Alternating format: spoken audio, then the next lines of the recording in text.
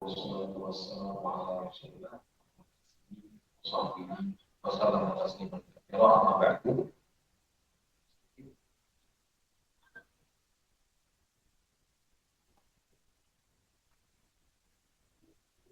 Akhirnya jadilah paling kurang lebih sepanjang 5 kilometer. Nah, Madinah itu di sisi barat, timur, selatan. Itu dikelilingi dengan gunung-gunung batu dan kebun-kebun kurung. Itu menjadi benteng alam untuk kota Madinah. Satu-satunya sisi untuk pasukan dengan jumlah besar itu masuk ke kota Madinah itu dari sisi utara. Nah, sisi utara itu yang digali khandaq, digali parit oleh kaum berarti panjangnya jadi sepanjang 5,5 km. Dan pada waktu yang sudah Allah Subhanahu wa Ta'ala takdirkan berkumpul di luar, di sisi luar itu 10.000 koalisi mau menyerang kota Madinah. Walaupun akhirnya mereka bingung, nggak pernah di sepanjang peperangan sejarah peperangan di Jazirah Arab melihat benteng mereka semua bingung akhirnya. Kaum muslimin ketika itu jumlahnya hanya 3.000 pasukan saja. Itu pun sebagiannya diisi oleh orang-orang munafik.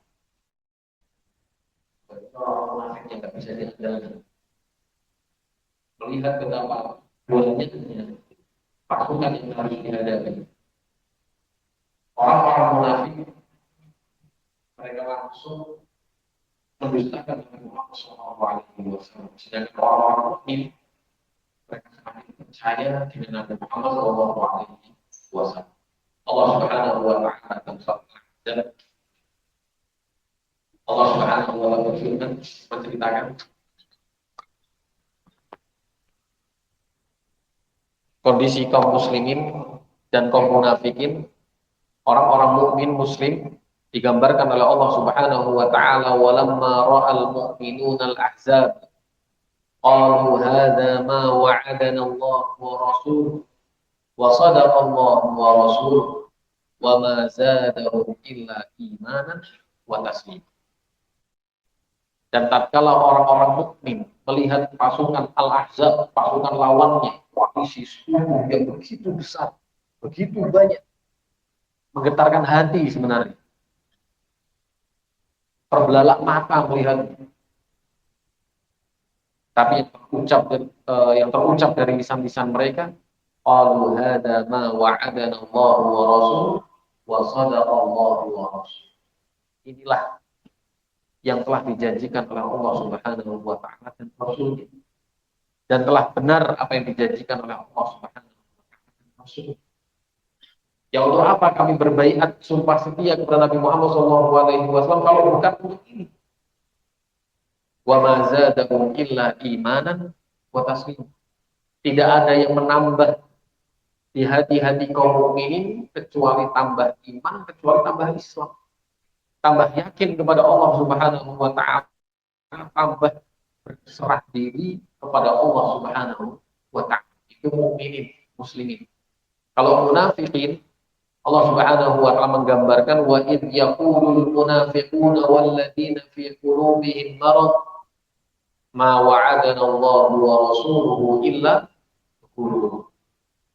Dan tatkala orang-orang munafikun melihat al-ahzab, pasukan lawan yang begitu banyak besar,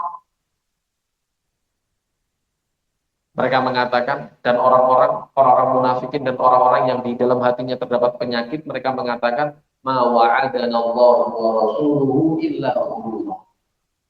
Tidak ada yang dijanjikan oleh Allah Subhanahu wa Ta'ala dan Rasulnya kecuali hanya dusta belaka. Perjuangan kita dalam membela Islam, perjuangan kita dalam membela dakwah Nabi Muhammad SAW tidak seberat para sahabat. tidak sedahsyat para sahabat. Tapi kita setiap hari, setiap waktu diuji sebagaimana para sahabat diuji. Untuk kita betul-betul membela sunnah-sunnah Nabi Muhammad SAW. Sunnah-sunnah Nabi Muhammad SAW itu tegak di hati kita terlebih dahulu sebelum benar-benar kita memperjuangkan dakwah itu benar-benar kepada orang lain.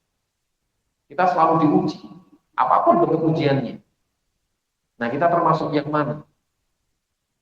Termasuk kalau misalkan kita mendapatkan ujian dari Allah Subhanahu wa taala, apakah yang mengatakan kepada dalam hati kita kepada Allah Subhanahu wa taala yang ma wa'adana Allahu wa rasuluhu wa sadaqallahu wa rasuluhu, atau yang sebaliknya? Ma wa'adana Allahu wa rasuluhu illa ghurur. Itu sebagai bentuk introspeksi diri kita. Perjuangan kita tidak sehebat para sahabat. Ujian dan cobaan kita yang kita dapatkan itu tidak seberat para sahabat. Nah, yang tidak seberat para sahabat, apakah kita termasuk ketika kita mendapatkan ujian-ujian dan cobaan-cobaan? Apa yang kita ucapkan? Apa yang kita batin?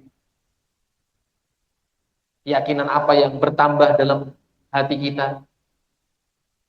Apakah semakin beriman kepada Allah Subhanahu wa taala, semakin berserah diri kepada Allah Subhanahu wa taala, atau malah justru semakin ragu? Tidak, wahai tenang orang. Semakin hari bukannya semakin bertambah kaya, kok malah saya melarang. Bukannya tambah tinggi jabatannya, malah semakin ditinggalkan. Tenanan orang. Kok enak ya sama dia, misalnya. Dia ikut sana, dia ikut sini. Dunianya semakin lancar, dunianya semakin longgar, punya ijazah A, B, C, D, LC, SBD, MH, wah, sederet. Dihormati oleh masyarakat sekitar. Enak ya sama yang situ. Gabung sama sana. Jabatannya semakin tinggi. Dan lain sebagainya. Ujian-ujian dari Allah Subhanahu wa ta'ala. Agar kita terus berpegang teguh dengan sunnah Nabi Muhammad SAW. Agar kita terus menegakkan kalimat Allah Subhanahu wa ta'ala dalam diri kita terlebih dahulu. Agar kita tidak semakin jauh dari majlis-majlis yang disitu dibacakan ayat-ayat Allah Subhanahu wa ta'ala. Pengajian-pengajian, taklim-taklim yang disitu dibahas sunnah Nabi Muhammad SAW. Hadis-hadis Rasulullah SAW. Ujian itu ada. Cobaan itu silih berganti. Tapi perlu kita yakini ujian dan cobaan kita tidak seberat sahabat saja yang begitu berat dan dahsyatnya yang mereka ucapkan adalah ma wa'adanallahu wa rasuluhu wa sadaqallahu wa rasuluhu. Maha benar Rasulullah, maha benar Allah Subhanahu wa taala, maha benar Rasulullah sallallahu alaihi wasallam. Itu para sahabat. Nah, kita menjadikan mereka sebagai suri tauladan. Ujian dan cobaan bukan membuat kita semakin sulit, tapi semakin semangat, semakin percaya dan yakin dan berserah diri kepada Allah Subhanahu wa taala. Allah akan memberikan jalan keluar. Allah Subhanahu wa taala akan memberikan yang terbaik, ganti yang terbaik.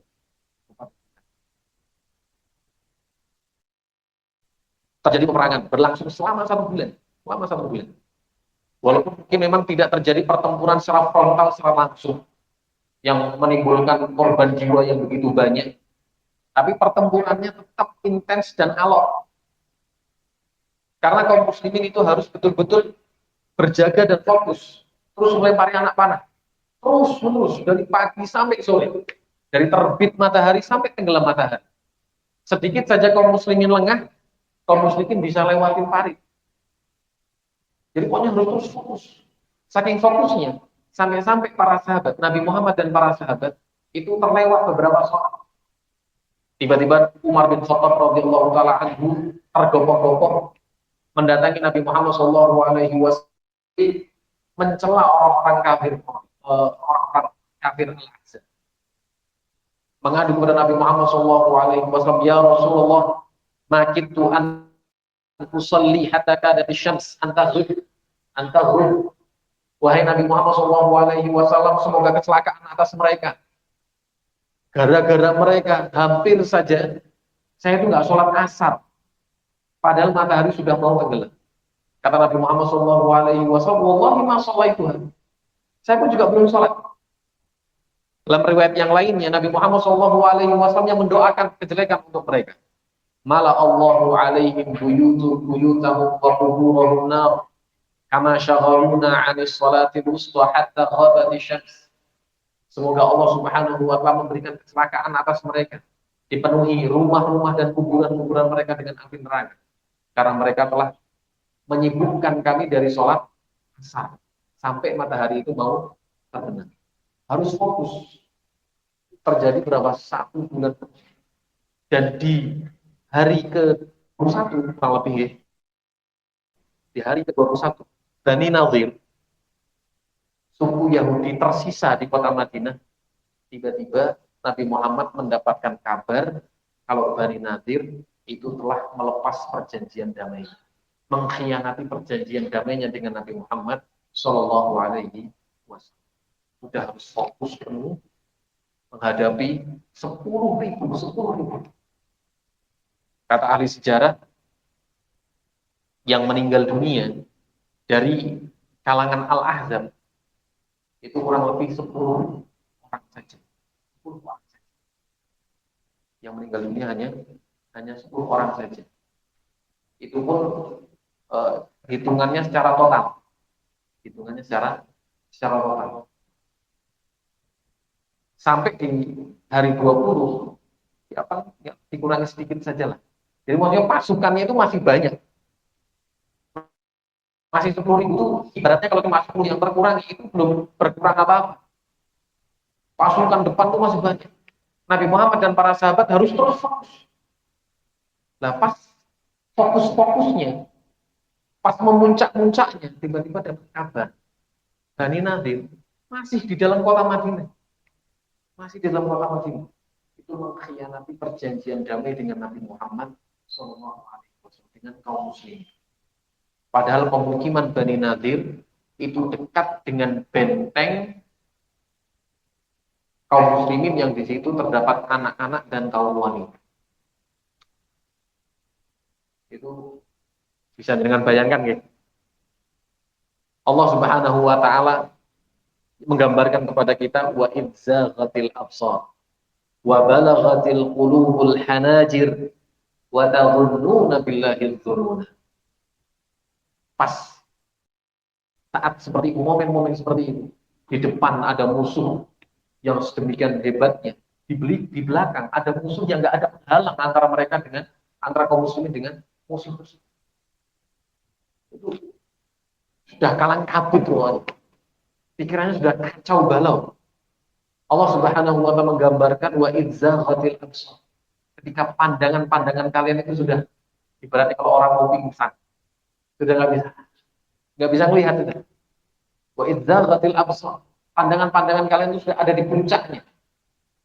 Wa balaghatil qulubul hanajir. Hati-hati kalian itu sudah hampir terbang, hampir copot, sudah sampai di tenggorokan. Benar menggambarkan kondisi kaum muslimin ketika itu. Wa tadhunnuna billahi dzununa.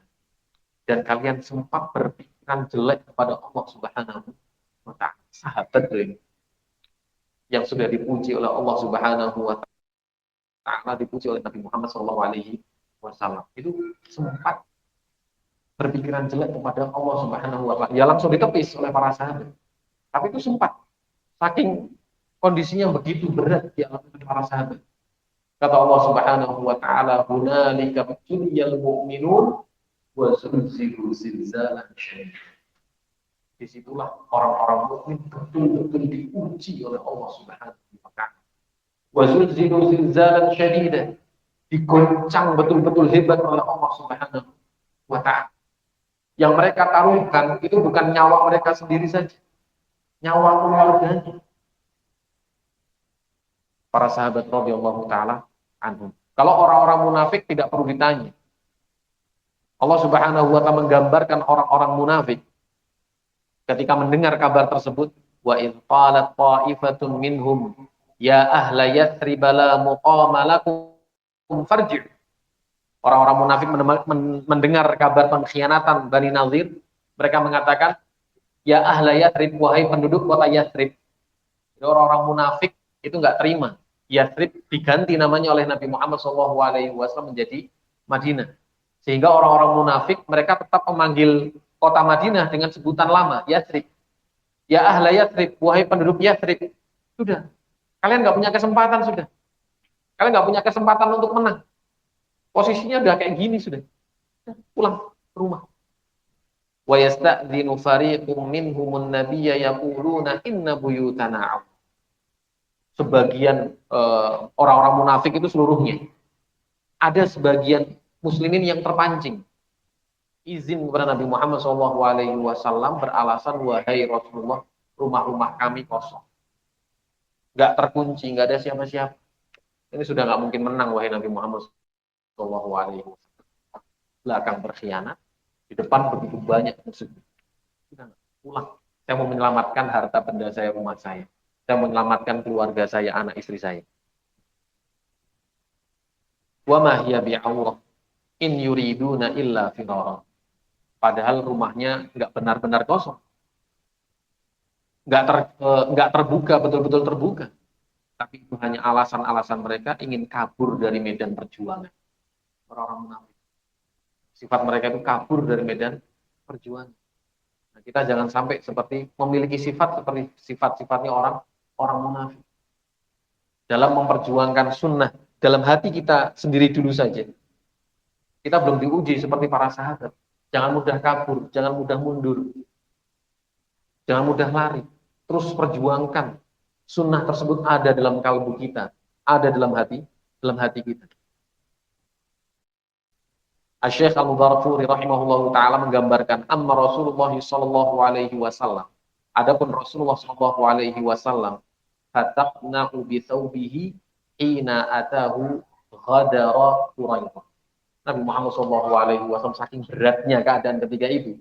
Mungkin Nabi Muhammad sallallahu alaihi wasallam yang mungkin kita nggak pernah mengalami apa yang dialami oleh Nabi Muhammad Shallallahu Alaihi Wasallam. Saking beratnya momen ketika itu, Nabi Muhammad Shallallahu Alaihi Wasallam itu sampai menutupi wajah beliau dengan pakaian beliau. Fattaja'a wa makatha tawilan, dia sampai rebahan sandal. Ya beberapa waktu. Hatta ishtadda 'ala an-nasil bala. Terus begitu sampai para sahabat itu benar-benar berat keadaan mereka. Berat keadaan mereka. Tummanahawah. Tiba-tiba Nabi Muhammad SAW bangkit sambil bertakbir, Allahu Akbar. Abshiru ya ma'syarul muslimin. Bergembiralah, wahai kaum muslimin, bifathillahi wa nasrihi. Dengan pertolongan dari Allah Subhanahu wa Ta'ala dan kemenangan dari Allah Subhanahu wa Ta'ala. Dan betul, beberapa lama kemudian ada seseorang dari suku Ghatafan yang bernama Nu'aim bin Mas'ud bin Amir al-Asy'a'i masuk Islam. Kemudian dia meminta arahan dari Nabi Muhammad SAW, apa yang bisa saya lakukan? Kata Nabi Muhammad, silahkan lakukan. Apa yang kau bisa? Fa innal harba khid'ah. Coba dipecah belah lah di antara pasukan-pasukan tersebut. Karena memang peperangan itu ya makar satu dengan yang lainnya. Akhirnya dipecah belah sama Nu'aim bin Mas'ud al-Asy'a'i radhiyallahu taala. Dari segi kesulitan musuh sudah mulai saling tidak percaya. Kemudian suatu malam saat betul-betul sudah di malam ke-30, Allah Subhanahu wa taala mengirim angin yang sangat besar sekali, sangat besar, sangat dingin. Saking besarnya itu periuk-periuk sampai terbang, tenda-tenda sampai terbang. Akhirnya di pagi hari kaum muslimin riuh dengan suara takbir, melihat bahwa di seberang parit itu sudah tidak ada pasukan musuh sama sekali. Sudah tidak ada pasukan musuh sama sekali. Kemudian kaum muslimin pulang, termasuk Nabi Muhammad Shallallahu Alaihi Wasallam, dan ketika itu giliran Nabi Muhammad Shallallahu Alaihi Wasallam itu di rumah istri beliau Ummu Salamah radhiyallahu taala anha. Nabi Muhammad SAW baru meletakkan baju perang beliau. Ini kan pas benar-benar lega-leganya pengen meren ngeten nggih. Pengennya mandi, bersih terus istirahat. 1 bulan lamanya. Dilepas pakaian perang beliau, sudah mau mandi. Mau mandi. Tiba-tiba malaikat Jibril datang. Awaqat waqat silah. Wahai Muhammad, kamu sudah letakkan pedangmu? Sudah engkau letakkan senjatamu? Kami, para malaikat, yang membantu kalian saja, kami diutus oleh Allah itu untuk membantu, bukan pasukan inti, pasukan bantuan. Pasukan bantuan saja. Ini belum meletakkan, belum melepas baju perang, masih di atas kuda-kuda mereka, belum meletakkan senjata, mau menuju ke tempatnya bukan bukan Bani Nadir, namun Bani Quraidah. Apa nih? Bani Nadir, Bani Quraidah. Kami hendak menuju ke Bani Quraidah. Ayo berangkat lagi, kata malaikat Jibril. Padahal sudah sangat cuapeknya, sangat letihnya, capek badan, capek pikiran. Baru mau mandi. Tiba-tiba sudah diajak ke tempatnya Bani Quraidah, menghukum Bani Quraidah yang berkhianat tadi. Ya sudah, Nabi Muhammad SAW akhirnya membuat maklumat. Barang siapa yang masih setia dengan perjuangan Nabi Muhammad SAW, tidak boleh ada, isinya sudah sampai di tempatnya Bani Quraidah sebelum asar. Padahal perjalanan antara kampung para sahabat dengan kampung Bani Quraidah itu diperkirakan asar nggak mungkin nyampe ke sana. Tapi saking semangatnya Nabi Muhammad SAW ketika itu, sampai pengumumannya seperti itu, jangan sholat asar kecuali di kampung Bani Quraidah. Saking semangatnya Nabi Muhammad SAW, sudah capek 1 bulan lamanya mereka menghadapi pengepungan pasukan koalisi, sudah mau mandi, langsung bangkit lagi Nabi Muhammad SAW. Ya, seperti itulah dunia. Tempatnya kita bercapek-capek, tempatnya kita berletih-letih, tempatnya kita berlelah-lelah, tempatnya kita berakit-rakit ke hulu, tempatnya kita menanam, berjuang untuk menanam, untuk kita petik hasilnya nanti di akhir. Nah, wallahu taala alam bisawab. Semoga apa yang kita bahas dan kita kaji bermanfaat untuk kita semuanya. Yang berbicara terlebih dahulu sebelum yang mendengarkan. Semoga Allah Subhanahu wa taala memberkahi, semoga Allah Subhanahu wa taala mengampuni kita semuanya. Kurang lebihnya mohon maaf yang sebesar-besarnya. Kita cukupkan subhanakallahumma wa bihamdika asyhadu an la ilaha illa anta astaghfiruka wa atubu ilaik. Walhamdulillahirabbil alamin. Tafadhalu.